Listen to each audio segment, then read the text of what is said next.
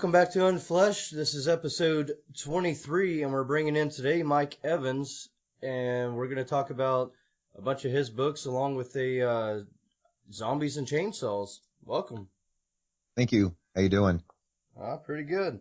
So, I've been seeing this a little bit everywhere, and typically I'm not a big zombie reader just because I've actually seen zombies go in so many different directions, but this has actually caught my attention by a long shot.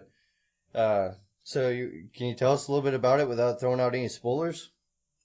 Basically, if you're a fan of Night of the Living Dead or any of the slower zombie Romero style films, this is basically right up your alley. The Orphans, my original zombie book, had like really fast, powerful, strong, angry zombies in it, and I was kind of wanting to go more old school, so I wanted to go back to the Romero style. And so I went back to like 1983, I think is when the book was set in. So, no cell phones, no internet, nothing. And basically the zombie outbreak happens in a small town and it spreads across the United States. And the first book is focused around a group of guys that were on a contract job cutting trees down during the tornado. In the Midwest, they have tornadoes quite often, and there was more trees down than they had men to cut them. So this group, Jude and his best friends, went down, and that's when the apocalypse started, and all they had were, the tools they went down with to take care of work, and it happened to be a perfect way to cut a zombie's head in half. Well, hell yeah, sounds badass to me. And actually, the original Night of the Living Dead, the black and white, was actually my favorite of all. So, Yeah. Matter of fact, me and Yeah, Mark no, Tufo was talking about that just the other day. the Night of the Living Dead. Yeah, the original black and white. Yeah. Yeah. So also, I've seen that you're in Middletown Apocalypse, which was I guess it's a book put together by Jack Wallen. So Yep. how is that? Is that just an anthology or? It's an anthology, but usually there's a theme and everybody writes something around it. Jack did something different, and he basically had an idea where it's everybody writes the same story, but we write it obviously from our own perspectives.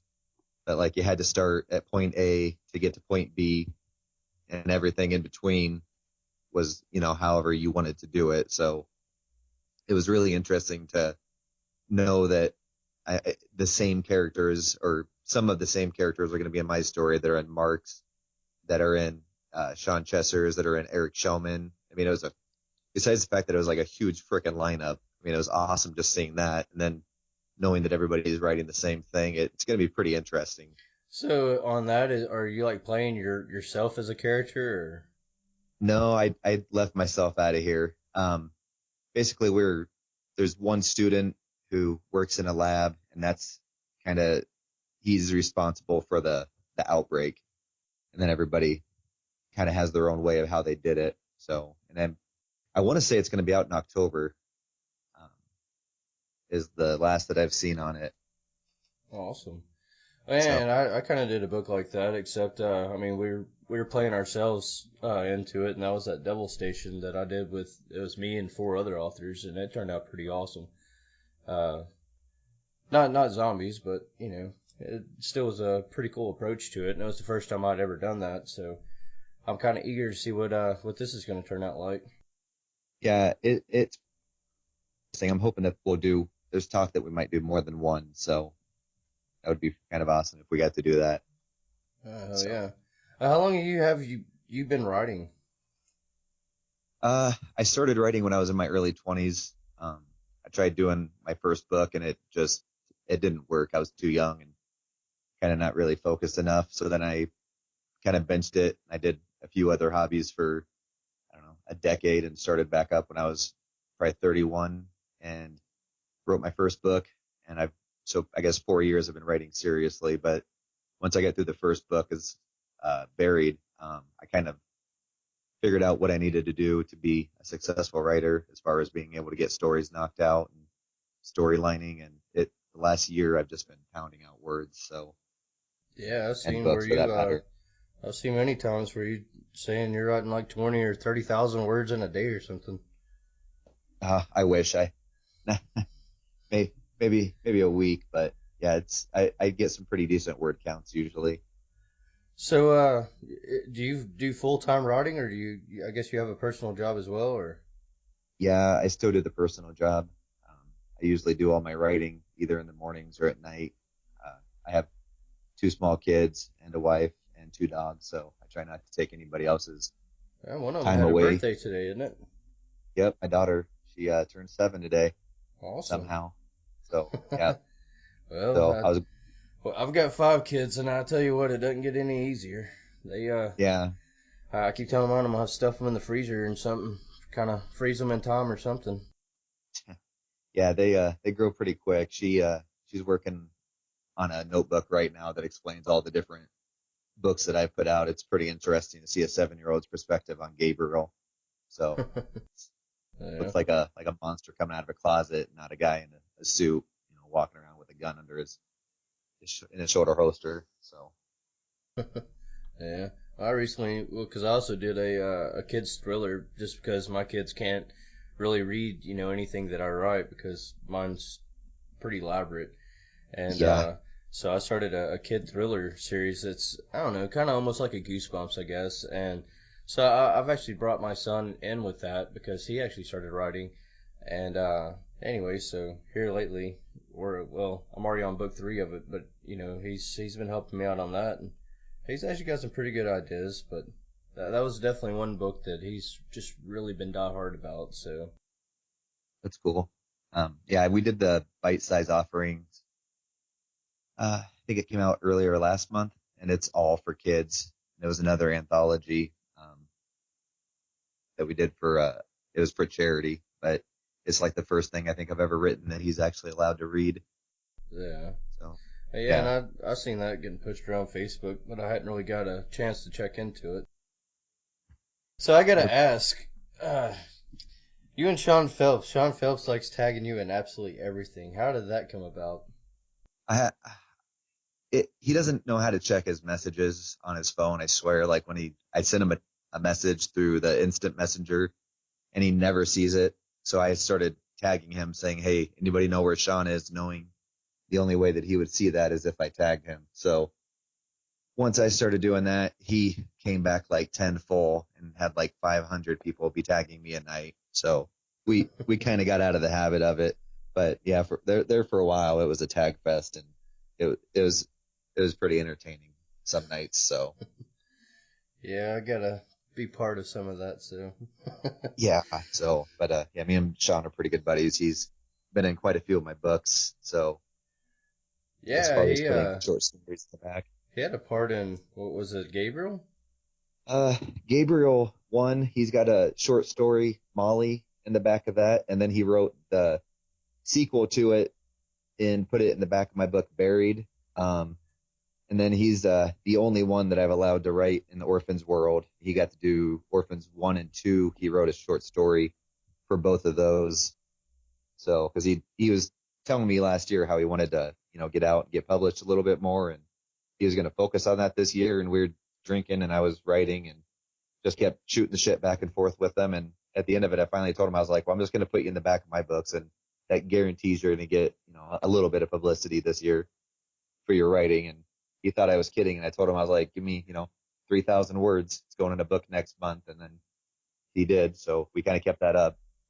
So I think that's pretty cool. I've actually had other authors ask me if they can put like short stories at the end of my books, and I've just never even heard of that. I was just like, what? No. yeah, it, yeah. I don't know. I'm the only one that, or I guess I take that back. I think John O'Brien does that too. Um, I know he's done that. I don't know too many other people, but I don't know. I don't really try to stay inside the box. I like to, I don't know, break all the rules, I guess. Well, rules are meant to be broken. Yeah, that's kind of what I think. So So, especially when you're indie. I got some questions that I ask absolutely everybody. A lot of people hate them, but Good. I do ask everybody. What is one question that you are never asked, but if you was asked, would answer a lot more about you? Christ, I don't know. What question am I never asked? this one, I guess. I don't know. Um, people, I don't know. I guess not too many people ask about hobbies. It's usually how are you going to do in the zombie apocalypse, or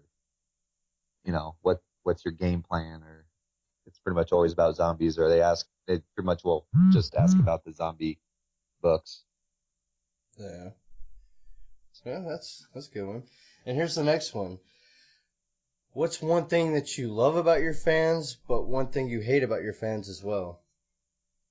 Uh, the love about the fans is um, I guess all my zombie fans are extremely supportive of the other genres that I do. So I hear a lot of people complain that like if when they write the zombie books, they don't step outside and follow them, to the other, fantasy or action or thriller books. And everybody, or at least a good damn portion of people that I have, they always will go read those other books, and they're pretty faithful about leaving reviews too. As far as something I hate about them, that's a horrible question. Uh, I can't think of anything good other than when they will support Sean Phelps when he tags me, and they start tagging me too. That's when the big numbers come in. Well, and I've had this question reversed on me. And the main thing I hate about fans is the fact that I can be writing on a book and it can take me months on end to put it out. And it's like they can Um, break it down in one day. And they're like, when's the next one coming out? I'm like, do you really yes, know how long it just took me to yep, write that book? yep. I'll take that back because I've heard Mark and Armand and everybody where they're like they finish it, and then the next day they want to know when the next book's coming out. And I'm thinking of like I've got my next three books planned out, and if I'm working on Orphans 4, and if you want Orphans 5, it's going to be a while because I'm looking at two other books before I even look at Orphans 5 if they want it to be any good. So Oh, yeah. And it's like I told Mark Tufo the other day whenever I interviewed him, and I got to give him major props. I've actually heard people saying that they were taking vacations to read his book. I'm sure I was like, his fans wow. are awesome. Oh, yeah. So what actually made you want to write in the particular genres that you write in? As far as like the orphans, I'd finished my first book, Buried, and by the time I was done with it, I knew I wanted to write a zombie book. And it was kind of funny because I never really read a lot of horror books, not counting, I guess, well, Stephen King is a horror writer, but for some reason, I don't know, I don't think the books are all that dark, so I never really considered it, really horror books to myself anyway. Um, but I was watching a lot of The Walking Dead, a lot of zombie movies, and I was like, I need to write a zombie book, and I didn't want to make it about adults that knew what they were doing or people who'd been, prepping for years for it to happen. And I decided I wanted to do one based on teenagers, and that's kind of where the Orphans was born out of. Awesome. I actually think my wife read that one. I think she won it off of an event that where I actually met you Yeah, there's a good chance. So she probably read Origins, if I had to guess, the book one in the volume at. It was either series. that or Gabriel. It was one of the first books between those two, though. I'll have to ask her. Yeah, Gabriel is about a assassin. Um, so Uh, either zombies or a guy that cuts people's heads off if they don't pay you. So uh, so, what's some references that you actually use whenever you're going to writing a book? I mean, Google or etc. Whatever of that. just as far as research, you mean? Yeah, yeah. Uh, Big fan of Google. So I would hate to see my history for searching things. I'm sure I've been put on at least one FBI list by now, if I had to guess.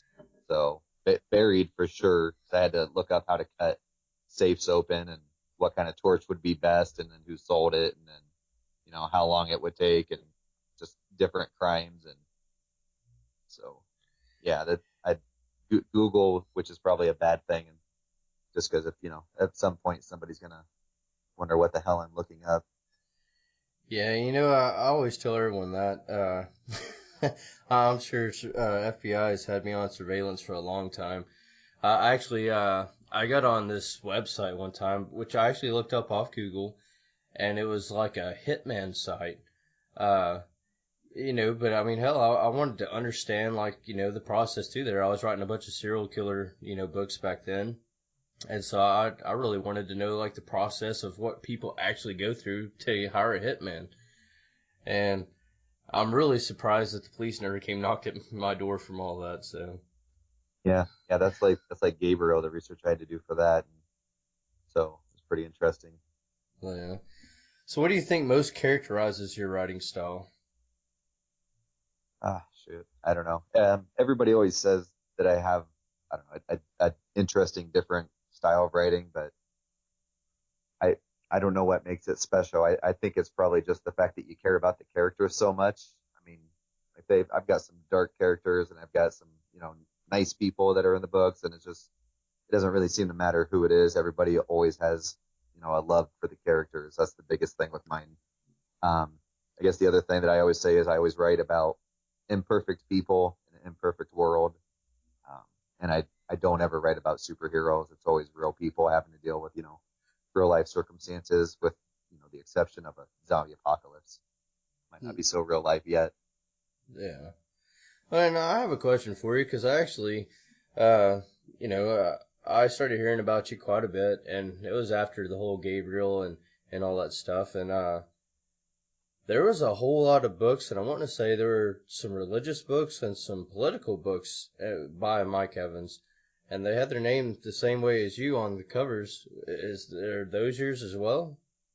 No, that's a different guy. I was going by M. Evans, but it just, I don't know. I liked Mike. Everybody calls me Mike. So I, I just went back to that. And I knew that there was another guy that was writing those kind of books out there, but I figured there's probably, more than one name for Mike Evans out there. So I just figured I'd make it a goal to be bigger than him, and then it wouldn't matter. So one day anyway. Have you ever Googled yourself? Yeah, What's the craziest thing that you found when you Googled yourself? I found a guy that I think I did it for one of the all things zombie contests.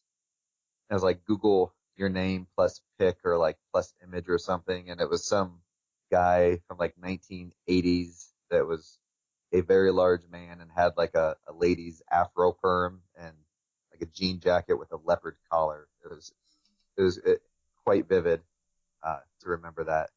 That was probably one of the best things and times I've laughed is that hard was seeing that. I Googled myself, and even though I actually did find so many pages of shit over me, I actually found there was an obituary of a TJ Weeks. I was like, wow. Apparently, I died whenever I was about 11 years old. Yeah, yeah. No, I mean, I actually, I found myself too. It was just the image was the thing that stuck out in my head. So it's easier to find me on other people's websites than it is my own, Yeah. which is always kind of interesting. Oh, yeah, definitely. So, what's the biggest thing that people think that they know about your subject or genre that isn't so? Um, Probably just the zombie stuff. People, I guess they always, well, I don't know. The zombie books are pretty straightforward, but I guess I get a lot of questions as far as like what makes them different than other zombies. And typically, though, people always like the fact that like the eyes are bleeding, or that the first bite that my zombies always take is of their own flesh. They always rip off a piece of their arm. That's how they. It's like the only sign really to tell that one of my zombies are a zombie because they look like humans. Have you seen the previews to that Navy SEALs versus zombies?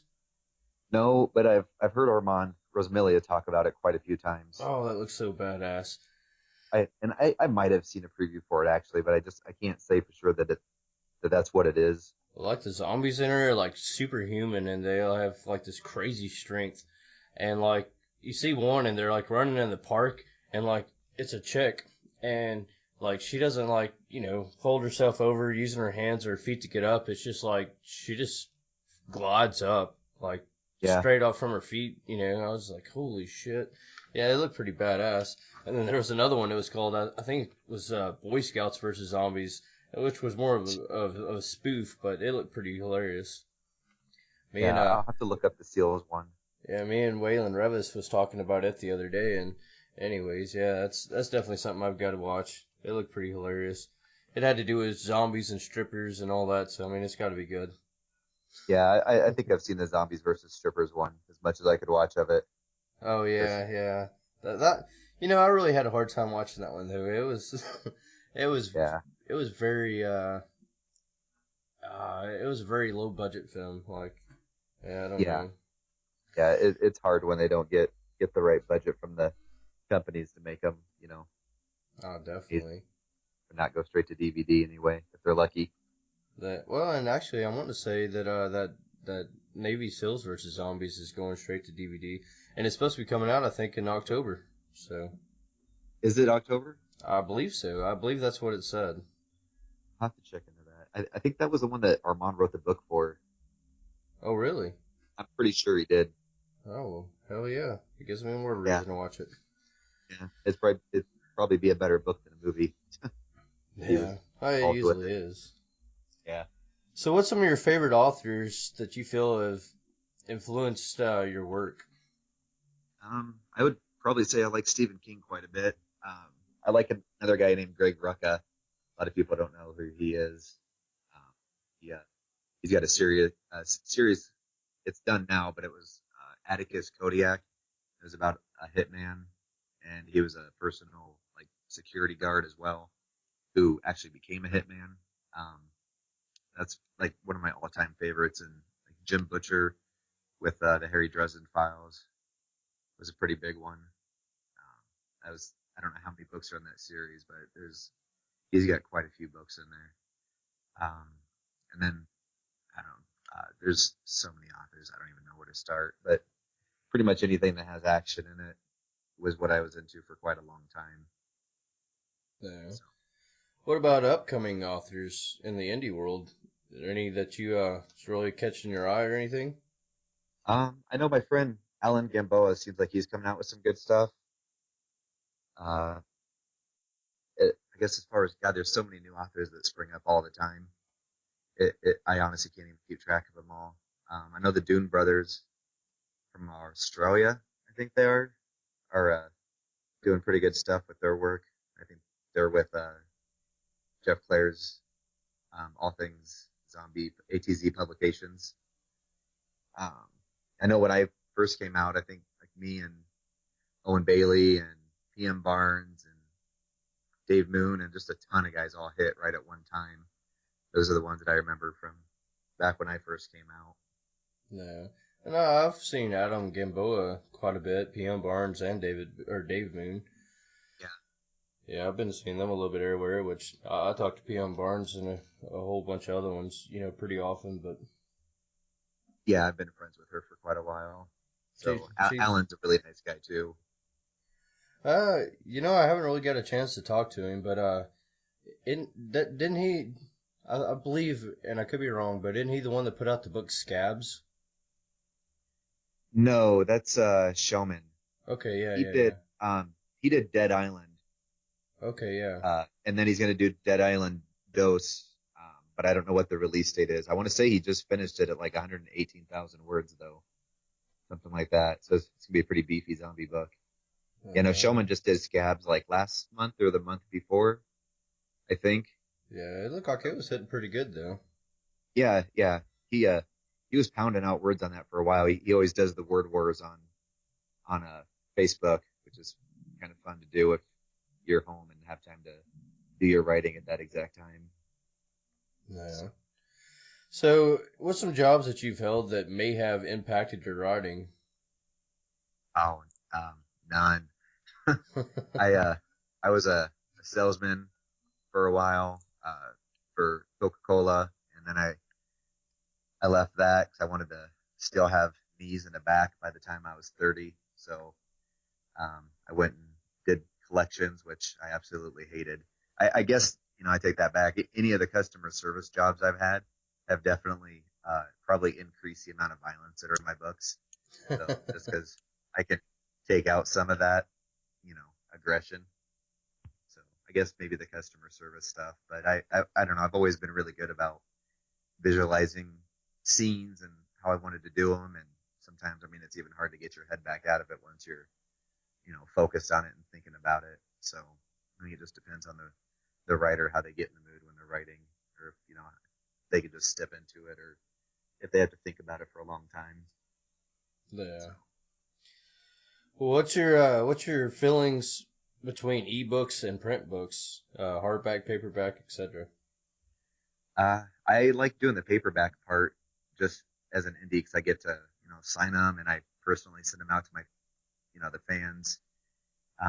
But I love ebooks. I mean, without it, I wouldn't be making any, you'd make some money, but I don't make nearly as much off paperbacks as I do off the ebooks. And then now they have the paper page on Kindle, so you get paid, for every page somebody reads, and you can tell, I mean, an author can see if they're getting 1,000 pages read or hundreds of thousands of pages read a month. Yeah, and I heard a lot of people bitching about that, but I actually like that.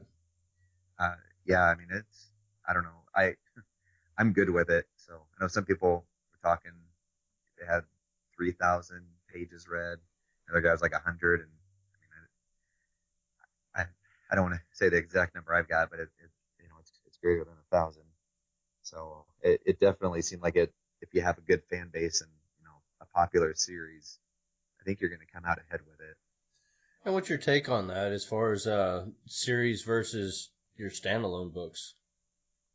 Uh, it's interesting because I was working on Buried 2, um, and I was watching my page numbers, and like Buried was like, I mean, it's a standalone as of right now, obviously, because I was working on the sequel, but it was only like a 1,000 pages read for the month, and I was looking at the Orphans with Orphans 1 and 2, and I mean, it was like over 50,000, and I was like, fuck, I couldn't even justify, finishing Buried right now when I know people really want Orphans 4, Orphans 5, and I already had the idea to want to write it anyway. So I as much as I like the standalone, people just want to have series nowadays. It's hard to get emotionally invested in one book and then have to move to another character. I mean, people want to sit there for 4 or 5 books, and with every book that comes out, you just see more and more pages getting read and more sales, just because people know it's a trilogy, or there's 4 books, there's 5 books. So, And how far do you think you can really take a series before you're really taking it too far?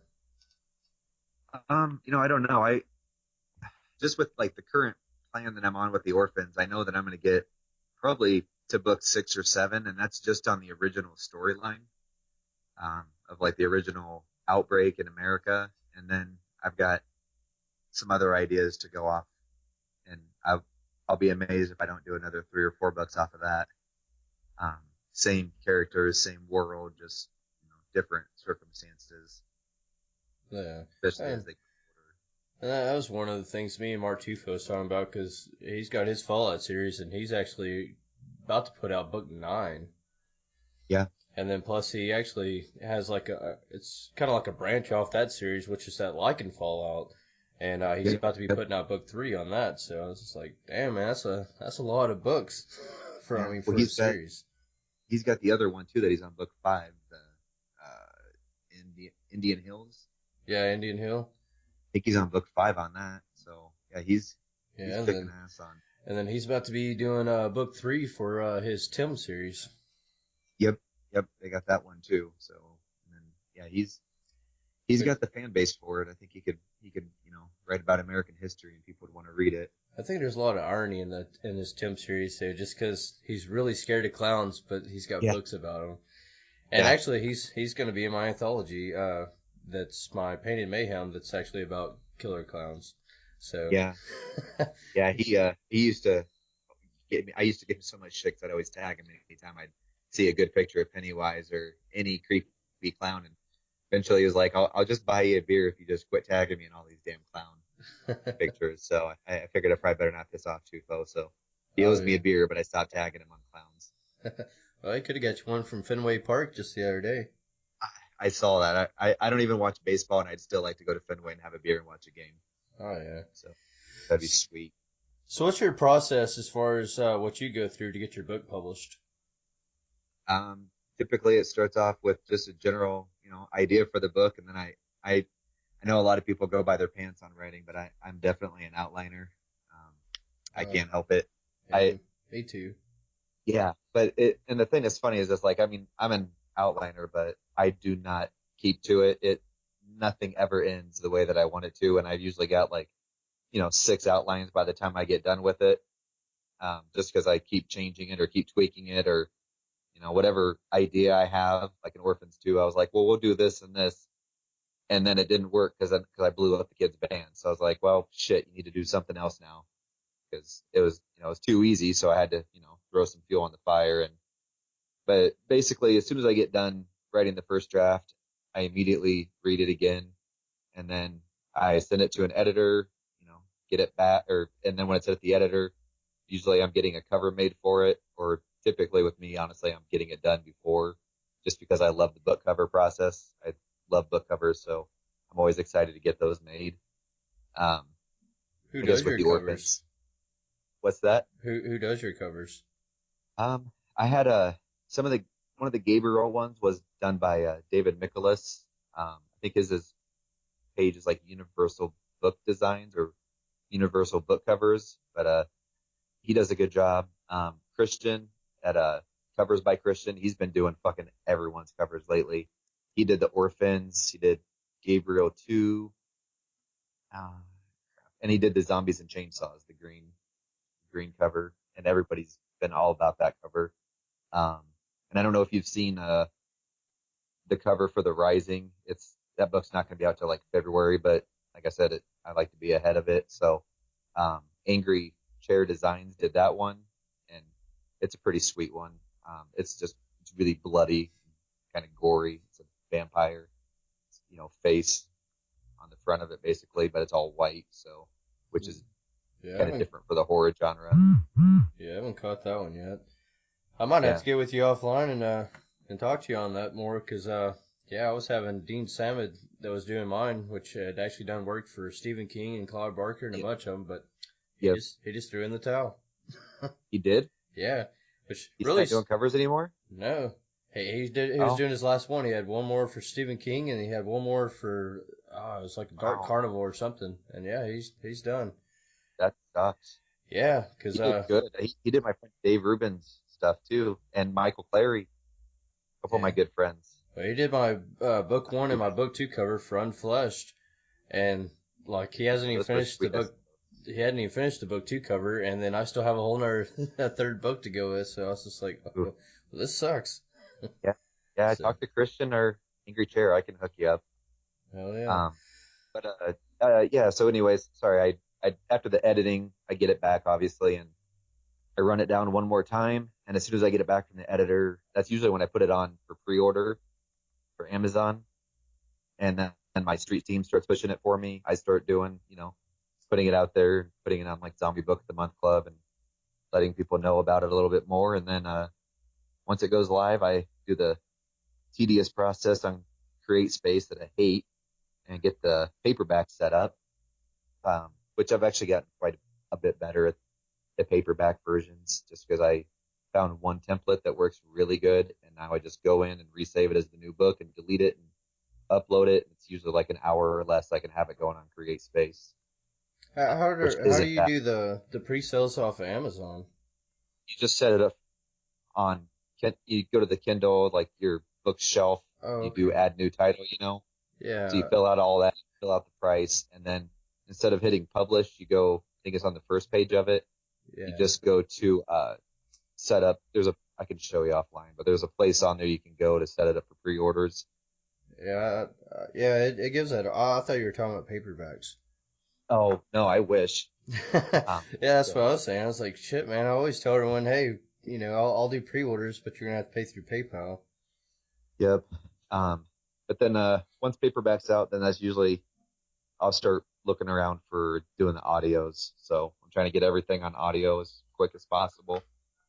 So Well, there's definitely on audio. yeah. Well, yeah, I mean, you got any other ones on audio, or are you just in the Um, process of getting it done? no, I've got Orphans 1 on audio, Gabriel 1 on audio, Buried on audio, and then Jack Wallen who did Orphans 1, Gabriel 1. He's working on Orphans 2. And then um, the guy that did Buried is actually working on Gabriel 2, which is Pitch Black. And then I signed a deal with a guy last night to start Zombies and Chainsaw. So pretty much everything but Orphans 3 will be on audio, hopefully by October 31st or sooner. Awesome. So And has I feel audio like been working out for you pretty well, or? it's growing. I honestly, I think it's just like the series where the more I get out, or like the ebook series where, the more you get out available, the more sales you're going to see from it. So, but I mean, I could definitely, looking at the sales, see that like Orphans is, taken off on audio. So apparently somebody's been waiting for it, to get on there. Yeah. Um, Uh, but yeah, I just think the more, it's just like some people only do ebooks, some people only do paperbacks. Well, there's people that only do audio. So, those people are going to wait until there's 2 or 3 books they can do in a row. and you're talking about Jack Walden and all that, so I'm gonna suggest that you go through ACX, correct? I do. Awesome. So, Well, and because I did my interview with Tufo, and he actually said that audio has been the best for sales for yeah, him, and that's actually the first I've ever heard that from anybody, which yep. just kind of makes me excited because I'm supposed to actually get Unfleshed book one back through audio today. Oh, are you? That's- Nice. well, I'm supposed to. I haven't heard back from him, so we'll see. Well, But well, let's see here. Well, you've already kind of talked about it, but have you written any other novels in collaboration with other writers? no, I haven't. I was working on an alien zombie one with one of my friends, but I got too busy with something else and we didn't get around to finishing it. So it wasn't really a thing where I didn't want to. I had too much shit going on. You get too much stuff going, and before you know it, you're behind. So, Yeah. How long on average does it take you to actually write a whole book? usually between a month or two. And that's with Uh, about how many words per uh, book? between 65 and 100, somewhere in between there.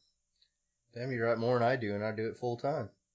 Yeah. Well, I don't sleep, so Yeah, me I neither. I usually get up at like 4 and drink a big cup of coffee and write, hang out with my dog in the morning for a couple hours, and then I start my day and whatnot. So, Yeah, and I thought that was actually neat. You actually posted up for your dog for other people to have the chance to name it. yep, yep. And it was funny too because my kid had came up with the name for it too, so I wasn't brokenhearted when they actually ended up being the name that we used. So I'm a huge Batman nerd. I love all the movies and all the old shows and stuff. So the Harley Quinn was just awesome.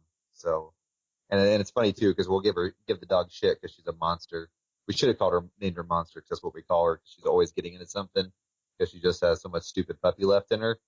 And one of my friends was like, "Well, how do you get mad at a dog that you named after a villain for acting like her name?" So I had nothing. It actually made sense. And that's true. And like my dog, I got a Rottweiler, and his name's Loki. Yep, yep. See, So, yeah, yeah. so I should have. I definitely understand where they're coming from on that. Yeah. So I told my wife, I was like, we're naming the next dog Angel, so or Maria or something. So, Yeah. but yeah. Do you ever get writer's block? And if you do, like, how do you get past that? I typically don't. I I can't think of who it is. I think there's some article I read once when I was starting, and I think it was by Hemingway, and he basically said to always stop when you know when you're ahead, like when you're got this cliffhanger that you're gonna write next. Stop there, and then start back up the next day because you'll be thinking about it all night. You'll be itching to write it. So that's kind of what I do. And like I said, I do the outline, so I kind of always know where I'm gonna go. Like Orphans 4, I was writing a part. I was like, well, we need to start the book off a little more interesting than this. So instead of starting off with some dialogue, I decided to start off with like some epic frickin' zombie stuff going on. So just, I mean, if I think I want to say it's Armand. He said it too. Was another good, person to listen to about writer's block is you never get worker's block when you're at a job. You just go do, you figure it out or you go do some other job. And, if you need to write a different part of the book, you need to, go somewhere else in the book and write for a little bit until you get your, you know, ideas figured out to go back to where you were. No. Well, I got so many projects that go on at one time that I mean, if I start getting blocked up on one, I'll just move on to another. Yeah. Yeah. And I've done that where I've taken a break from a book and went and worked on another one and then went back. Uh, So, well, yeah. speaking of cliffhangers, I've actually have talked to some of your fans that I seen a post. I think it was your post, and it was about cliffhanger, and there was a lot of people that was kind of pissed off. I guess Yeah. that you left some of your books in a cliffhanger. Yeah. Well, I think it was, I wrote something a few weeks back where I think I got a lot of hate messages on that. Cause I said, the Orphans 3 is for pre-order right now. So there's very few people that have gotten to read it already that weren't like, only maybe a very small handful of beta readers. And I wrote something about how I had my favorite kill with the same guy that I had my favorite kill with in book 3 that none of you have read, but it's really awesome, I promise. And they were just all like, go to hell. So seemed funny when I typed it, but apparently it wasn't that funny for the people anxiously waiting book 3 to come out. So, And you but ever that's just wrote? like you were saying, can't release them too fast. Everybody's ready for them. So, Oh yeah, definitely. Have you ever wrote a book that you were planning on being a standalone, and you had so much attention and so many people like throwing at you that no, we need another book, that you just decided to turn it into a series? yeah, that was kind of like Gabriel.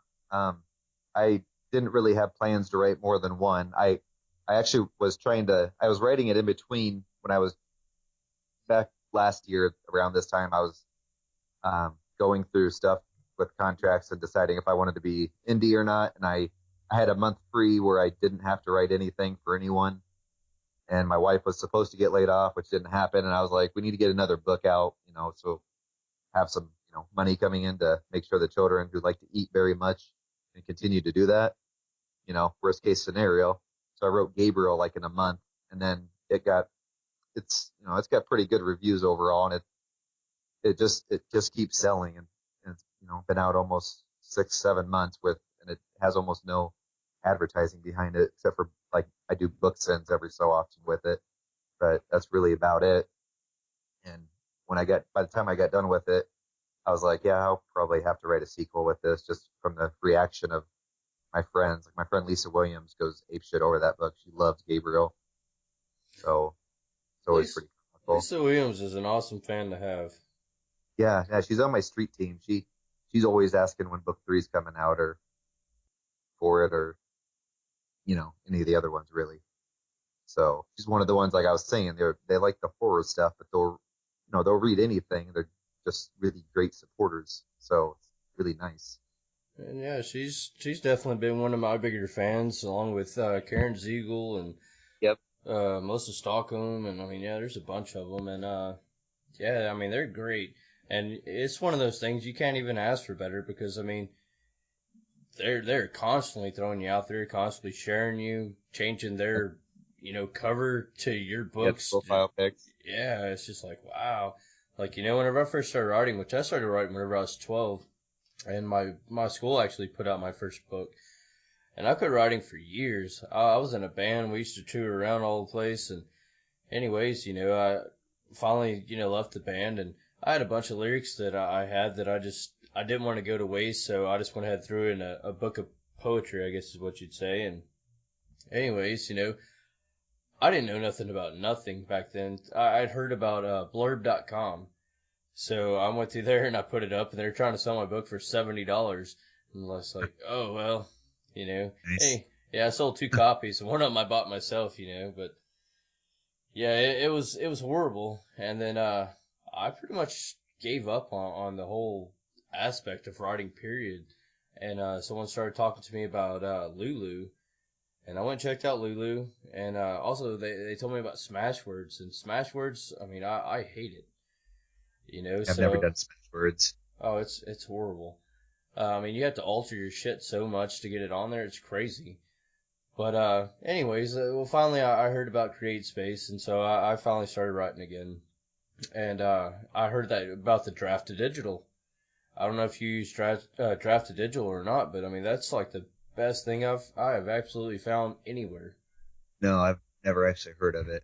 Wow. I write everything on Google Docs and then transfer it to Word. Draft to Digital, you can actually submit up your document, and they put it everywhere. I mean, you're on Kobo, Scribed. I mean, yeah, everywhere. They'll actually have it to where you're on, to where you can get on the like Books a Million and Barnes and Noble and all that through your ebooks. So I mean, normally it's just your paperbacks that are available, but you can actually get your ebooks there going through Draft to Digital, and then it also puts it through Nook and all. I mean, anything that you can imagine for ebooks. I mean, it's there. But can you still do Kindle Unlimited if you do that? 'Cause I thought that was, you couldn't be. You can, but you have to wait 3 months after you are with the Kindle Unlimited, because that's Kindle Unlimited still is you have to be on there for 3 months before you can actually go through and put it anywhere else. That's what I thought. Okay. Yeah. I'll have to look So into that.